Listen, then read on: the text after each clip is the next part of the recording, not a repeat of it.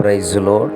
ఈరోజు మన ఆశీర్వాదము కొరకై దేవుని వాక్యం యూదా పత్రిక 1వ అధ్యాయము 21వ వచనం.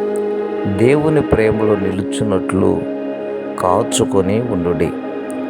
యూదా ఈ వాక్యాన్ని రాయటానికి గల ముఖ్య కారణం ఏమిటంటే, విశ్వాసులు దారి తప్పిపోకుండా దేవుని ప్రేమలో నిలిచి రక్షణను సంపూర్ణంగా అనుభవించాలనే ఉద్దేశంతో ఈ మాటలను ప్రభువు రాయిస్తూ వచ్చారు.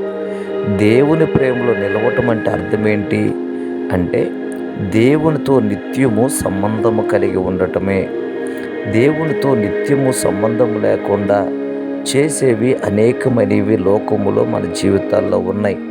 అందుకే పౌలు గారు మాట్లాడుతూ ఏమంటారంటే, కరువైనను, ఖడ్గమైనను, వస్త్రహీనత అయినను, ఉపద్రవమైనను మరి ఏది కూడా నన్ను క్రీస్తు ప్రేమల నుంచి దూరము చేయలేదు అన్నాడు. పౌలు గారు అంత చక్కగా నిత్యత కలిగి ఆ మాట చెప్పగలుగుతున్నప్పుడు, ఈరోజు నా ప్రియ దేవుని బిడ్డలారా, మనము అలాగున ఇలాంటి మాటను మనం చెప్పగలుగుతున్నామా? ఈరోజు మన జీవితంలో ఆశీర్వాదం లేకపోవటానికి, దీవెన లేకపోవటానికి, సమాధానము నెమ్మదితో కూడిన పరిస్థితులు మన జీవితంలో లేకపోవటానికి గల కారణం ఏంటంటే, దేవునితో నీవు నిత్యము సంబంధము లేకపోవటాన్ని బట్టే.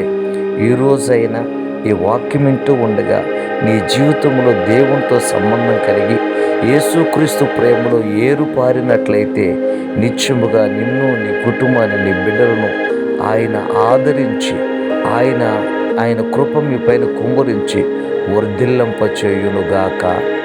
ఆమేన్.